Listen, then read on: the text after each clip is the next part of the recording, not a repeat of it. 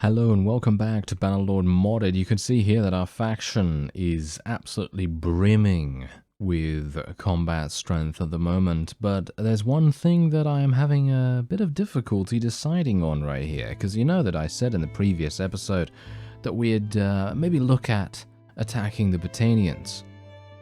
Well, that's not the only option we have available to us right now. I'm a little bit worried about the Palatians, to be honest, because you can see here that there's actually a 100% chance of us, well, technically there's a lot of support for declaring war against them. I personally think that that is a huge mistake, because they do have 5,000 combat strength. I think that would be a little bit, shall we say, misguided. I feel like there are many different opponents that we could target instead that would be much more likely for us to defeat. Anyway, Royalist Vlandia. Obviously we're not going to be doing that. The war exhaustion is way too high. Basically makes no sense. Then we have the Vaegirs here. This makes a little bit more sense because these guys have basically no combat strength whatsoever. Nordlings, obviously that makes no difference.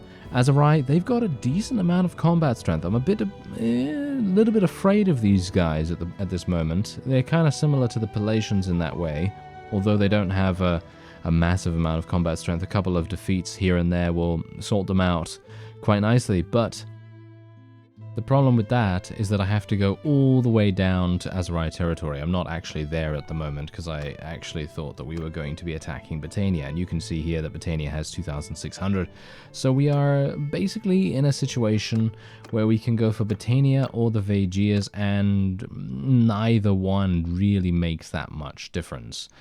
However, Botania is not currently at war against anyone else, and the Vaegirs are at war against Sturgia. So I feel like this kind of makes more sense, because we're going to be able to pile on, if you know what I mean. We're going to be ganging up against the Vaegirs here, and I think that's probably the reason why I'm going to be proposing this war against them.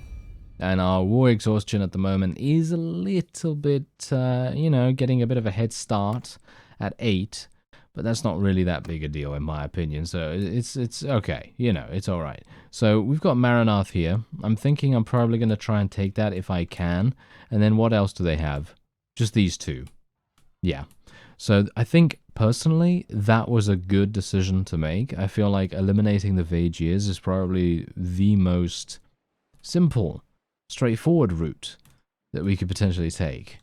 Because the Botanians, as you can quite clearly tell, they have 1, 2, 3, 4 towns, which is going to be very difficult for us to deal with, in my opinion at least. Oh, there's Lek's army. Hello there, Lek. I will be attacking you, sir. I hope you don't mind. And I'm going to be making, a little bit later on in this episode, I'm going to be making a new polearm as well. Hopefully we're going to be able to do that. Okay, these guys might be a little bit tricky, but I'm going to try it nevertheless. Hopefully this army is not calling for additional reinforcements. It doesn't seem as though they are.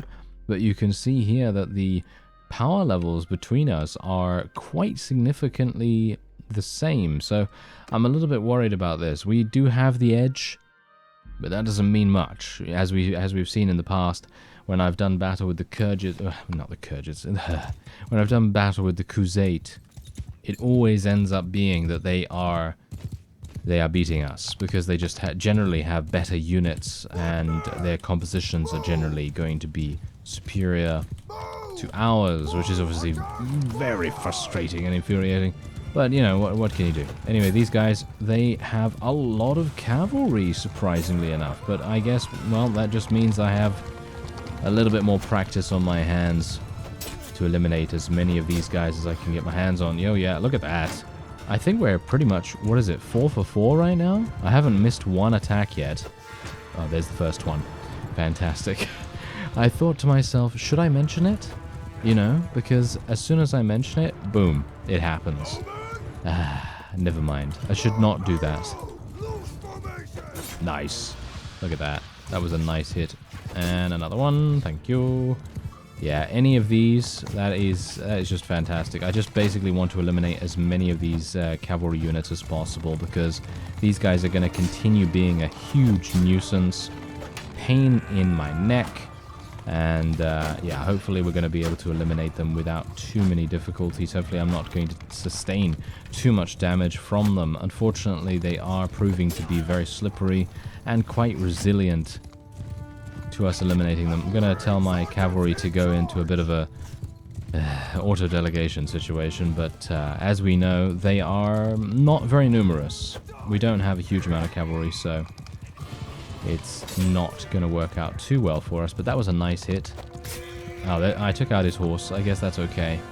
Eliminating his horse, as long as he's still on it, is kind of good, I guess.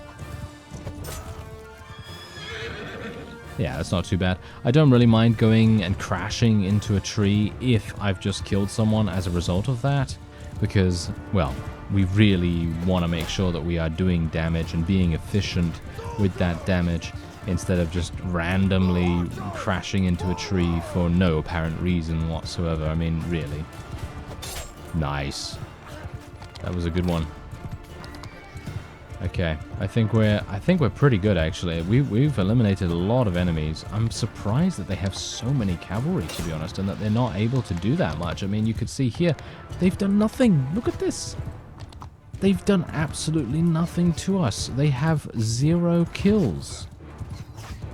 That is very surprising to me. I would have expected them to do quite a bit more, especially considering most of their units are indeed horse archers. But I can assume that most of these outrider units that they're using here, they're mostly scout units, I would assume. Or something along those lines. They cannot be anything but scout units with lowish skill levels and relatively bad gear, I would assume.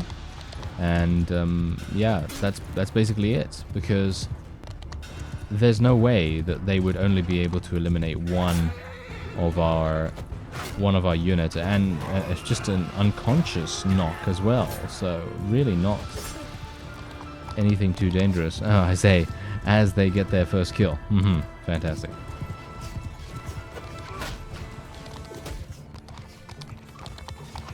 You know, I gotta say, I'm actually kind of surprised that they're not attacking us more vigorously at this point. I mean, yeah, sure, you know, they're using their cavalry as they are intended to be used, as kind of like skirmishers, trying to eliminate as many units as they can, but that has not been effective so far, and I'm very surprised that they're not deciding to change their tactics or strategy in any way. Bit weird. Bit weird. Oh well, never mind, never mind. I guess we're going to slowly move forward, and we are just going to completely steamroll them, or at the very least we will try to. I am taking quite a bit of damage, and that's not great. I'm trying to wade in here as much as I possibly can so that my horse can do some charge damage, and as you know, a few people have rightfully said, charge damage, while it is not obviously the hardest hitter in the world, it is going to do a pretty sizable amount if you hit multiple units at the same time. So if I hit a couple of people for 6 or 3 or 2 or whatever, then I'm doing at least 20, 30, maybe even 40 damage if I'm lucky. And I think that that's pretty good, you know, considering it's a free maneuver, basically. You know, it's completely free. I'm not, you know, losing anything by going in there. So I like that quite a bit, and we're going to tell our cavalry, actually our infantry, to charge in now. We'll tell our archers to skirmish. Ah, there we go. More horse archers coming in. You know, that's the funny thing. If they would replace these horse archers with lancers or mounted spear units, I feel like they would have much more success. It's kind of strange. Because, I mean, just think about, if you've been with me since the time I played Pendor, then props to you. But generally, I'm going to make a reference to that mod now. But generally, if you think about the Jatu in Pendor, and you think about how their faction is structured, it's really, really effective, even with low tier units. Because yes, they do have a lot of horse archers, but that is not the reason why I fear them, in my opinion. I fear them mostly because they have a lot of low tier units that are given spears and polearms that are capable of lancing very, very easily. And they have a lot of these guys, and you can imagine how it would be if the Vagiers, for example, these guys right here, if they were to use the same amount of horse archers, but make them lancers. I mean, they had how many? Didn't they have like 40 or 50 or maybe even more than that as horse archers? And usually I would say horse archers are the most powerful unit in the game, because generally I feel like if you're, you know, looking at the Crusade, for example, then yeah, they're very, very powerful at staying alive. They're very efficient with, you know, in terms of kill-death ratios and so on and so forth. But in the case of the Vagiers, their horse archers are kind of useless. I don't really want to say that to them, because they're gonna have their feelings hurt. But still, it's a harsh reality that they're going to have to accept, unfortunately. Now, here's the thing: if they were all lancers, we would be having a very different situation on our hands here. I probably would have died at this point, and a lot of enemy, well, should we say, a lot of our own units would have been killed by the enemy so far as well. Because just imagine 40, 50, 60, I don't even know how many of their lancers charging us all at the same time, and then performing hit and run attacks with couch lancing at, you know, at the simultaneously being shot at by a variety of archers and so on. That really would be a devastating combo. But they don't do that, so it's kind of strange. Anyway, we're just gonna... Whoa, okay, that is some weird stuff going on there. I should really stop before I use zoom mode. Anyway, there you go. That is indeed the end of Lek's army, and you can see here that he literally was only able to get this many casualties. I killed 54! Wow. I'm kind of surprised. Very good. Okay, I'm happy with that. Anyway, we're going to be, once again, letting most of these guys go, even though relation doesn't seem to make that much difference. I know someone actually mentioned that relation makes a huge difference to, you know, bartering and diplomacy and all that stuff. But I don't think that's the case. It seems like maybe you were lucky. Maybe you were lucky. Or maybe you're playing a different version to me. Maybe you're playing the more up-to-date version or something like that, because I'm obviously playing on a previous version, because I'm using mods, and I want all the mods to be working as intended, and so on. Anyway, let's make our way over here. We really don't have to worry too much about recovering all of our units, because most of them are going to do that while we go in here. I'm thinking... Really? They have that many? Okay, well... That's probably not going to work then. But I could do something about these guys. Hello. Yes. There we are. Okay, so now I'm actually going to see whether she's the leader of a clan or something. No, Lek is actually the leader of her clan, hilariously enough. Oh, well, never mind, never mind. Okay, we're just going to... Oh, there we go. Fantastic. Yep, I will indeed capture you. And I do not have any space for any more prisoners, so I guess I'm just going to leave what I could have taken behind, and maybe Nathanos will take them or something like that. This guy's running into a dead end. He actually would have been able to escape, I think. This guy's also surrendering, which is fantastic, so it's nice to see that there's no cooldown on that, because I actually thought that previously there was a cooldown of some sort for the surrender mechanic, because there's been a number of times where I've encountered someone and they had a relatively similar army size to someone that had previously surrendered, and I thought, oh yeah, this guy's going to surrender as well, and then it turned out that he didn't. So very strange there, but I guess it just depends on the personality of the person you're talking to as well. Anyway, Maranath is probably not looking very good for me right now, so I'm thinking we're maybe going to try and take some of these castles, because if we actually take these castles, it's going to make it so that our own allied forces will be able to concentrate on the town. And I think that's going to be a much more likely target for them rather than me, because I'm probably not going to be the best person to do that. Anyway, ugh, really? I do one battle or two battles and then all of a sudden I have this much loot? Kind of crazy. Alright, let's just sell all of what I can here. And then we're going to follow it up with a little visit to the smithy, because I would love to be able to create a two-handed polearm. Ooh, look at this. I've actually got a huge amount of unlocks as well by now, because I've just been, you know, smelting stuff, creating stuff, and just making sure that we get as many of these things unlocked as possible. Ooh, look at this. A knightly lance head. Ooh, this looks cool. I don't know. Kind of like the knightly lance head more than this one. Oh well, let's just see what let's see what I can do first. Let's see what I can do. Okay, so this is more length. I don't really care about these attachments, to be honest. I just want us to be able to couch. This is a couch lance handle right here. Hardened ashen staff. Everything else is not available. So this one. Let's make this a little bit longer. Let's make that a little bit bigger as well. And then we can work with the length a little bit more as well. So if we make this like so, how much damage does this have right now? 39. That seems to be relatively similar to what we're currently using. Doesn't seem like I'm going to be able to make any additional damage here. I could go for this.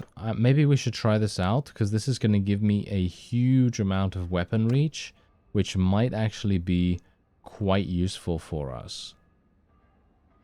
I don't really like it, to be honest. I don't really like these really long pole arms, because they can be very unwieldy, but I'm going to try it out.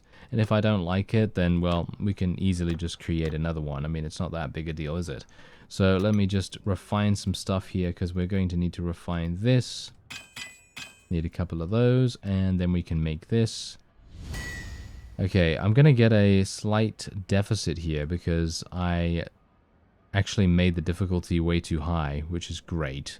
Oh well, never mind. I only lost 1 damage and 1 handling, which is really not that big a deal, so we're going to be calling this the... I have no idea. The Lance of Destiny. There we are. Fantastic. Yes. I've gotten 1% better at naming things. Great. Very good.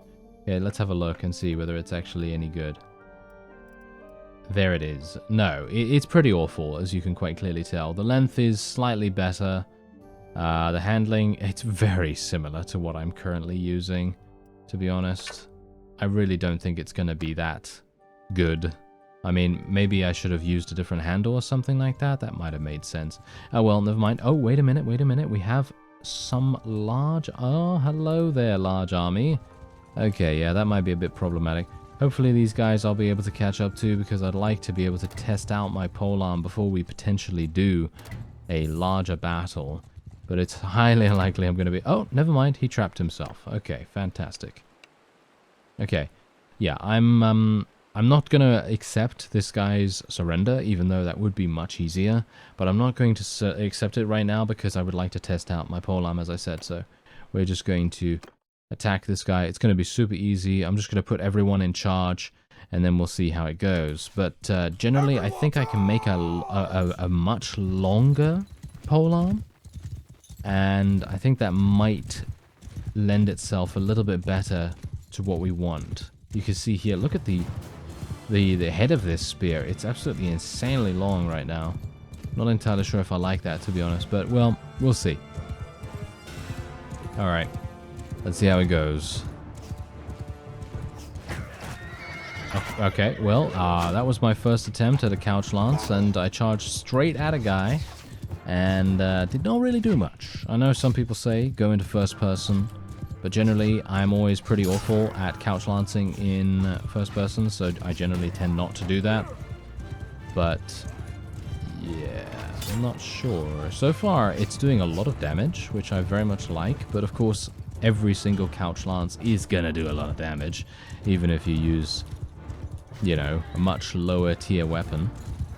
Nice. Oh, that was a nice hit. Oh, I like that. Oh, I like that. Ooh. Okay, not too bad, not too bad.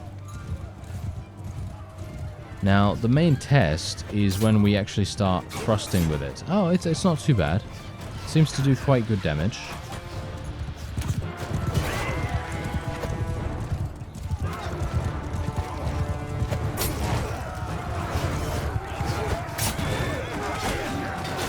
Right, okay, so my evaluation so far is that it's not that bad.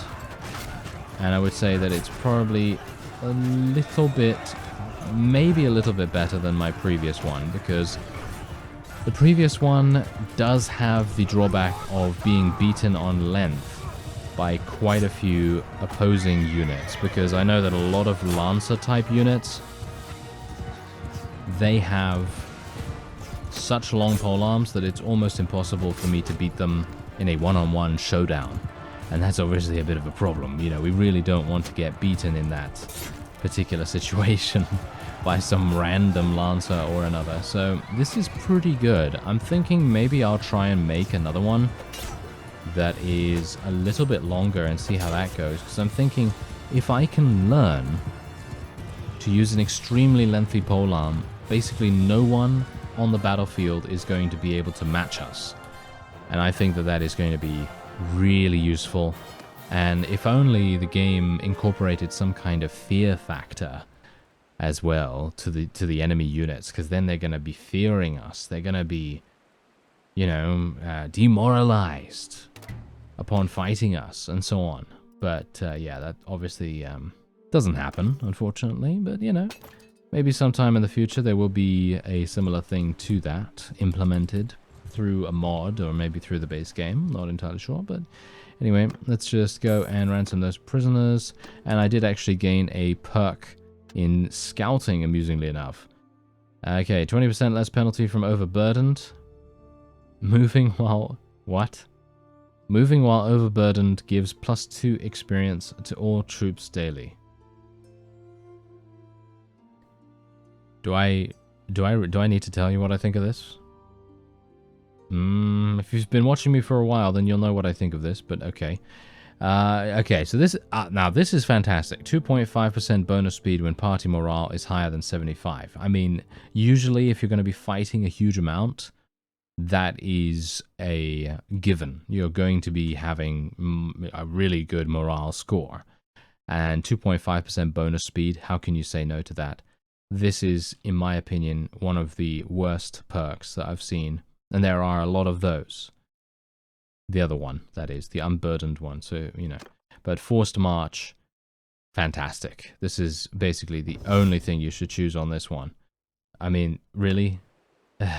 You're very rarely going to be overburdened. If you are overburdened, then I have no idea what's going on with your game, because you should have, you know, enough money to have some mules and some sumpter horses and so on and so forth, and you should really never be overburdened at any point. You can see here I have literally 16,000 inventory space, and generally the only time that you're going to be having difficulties with being overburdened is at the very start of your campaign, and even then you're probably going to be able to afford a mule if you buy, or maybe some workhorses actually, because you can actually buy those from villagers and things like that. So generally it's going to be very easy to do. So yeah, that's the reason why that perk is just awful.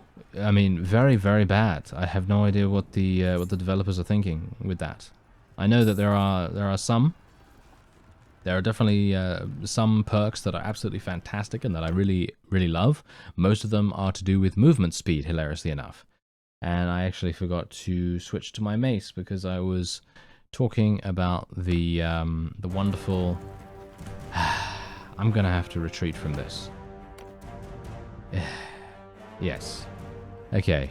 Okay. Oh, this is cool. Okay, so I can literally just continue where I left off. That's fantastic. Anyway, as I said, it really is just not very good to have some perks be, at least in my opinion, pretty useless.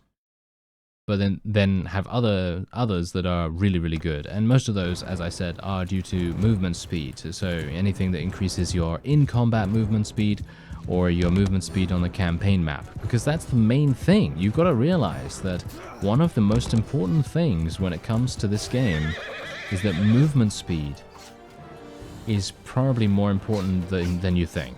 It is one of those, you know, it's one of those statistics that you don't think of and you think, oh, I don't really need to move fast. Well, when you've played without any movement speed, with some extremely heavy armor on, and then you play with movement speed, the difference is like night and day. It is that dramatic, the change. And my eyes were opened when I was doing the Duelist series, which you can see down in the description. There's a playlist link right there. Self-plug, you know, gotta do that. Anyway, point is, if you haven't seen the Duelist series, you really should. It is absolutely amazing how fast we can run without a horse.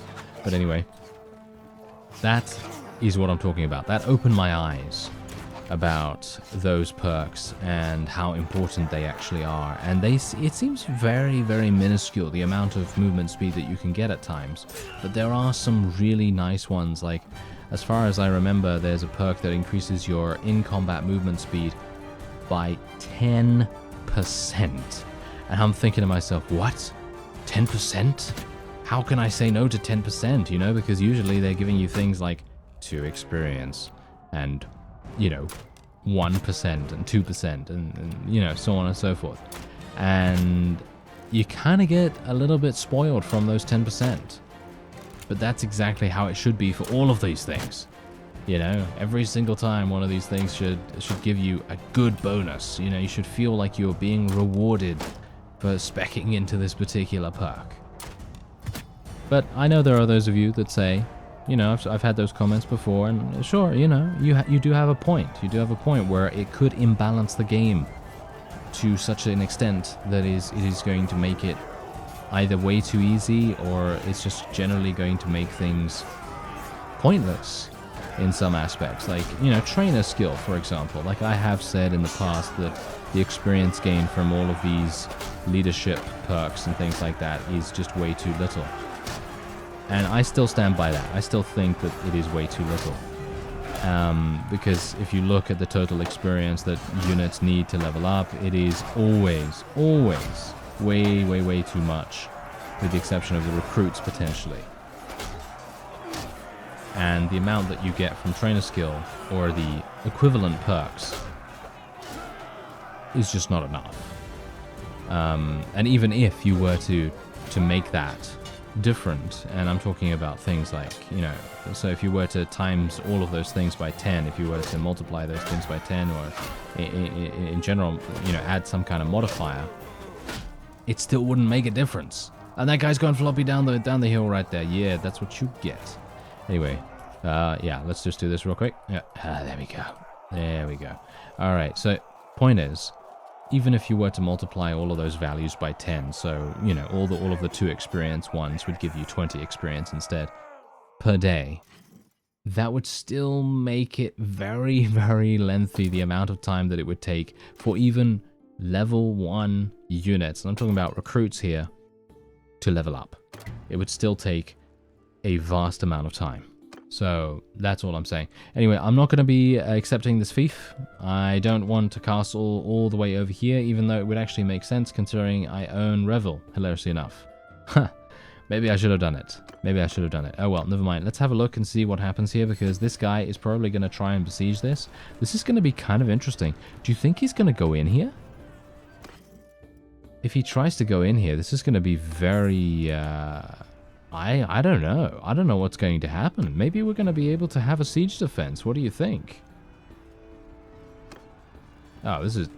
Why do I want this? I don't want that. Okay, let's vote for the owner. Let's just get this over with so that we can get this guy potentially to come over here and maybe help us out a little bit. I was actually on the voting. Yeah, I don't know. I don't have any support from anyone though. And we did just level up our charm skill to 275. Finally, look at that. Every 5 skills after 250 gives you +1 influence point per day. That's alright.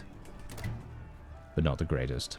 Anyway, we're going to get some ballistas. I'm not entirely sure why we're building ballistas. I'd much prefer to have catapults potentially, but are they even going to build any siege equipment? Yeah, they are. They're building a battering ram. Oh, that's interesting. Oh, well, never mind. Okay, so what I'm going to do right now is I'm going to end this episode off here. And maybe, just maybe in the next episode, we'll have a siege defense on our hands. I very much hope we will. I thank you very much for watching, and I'll see you next time.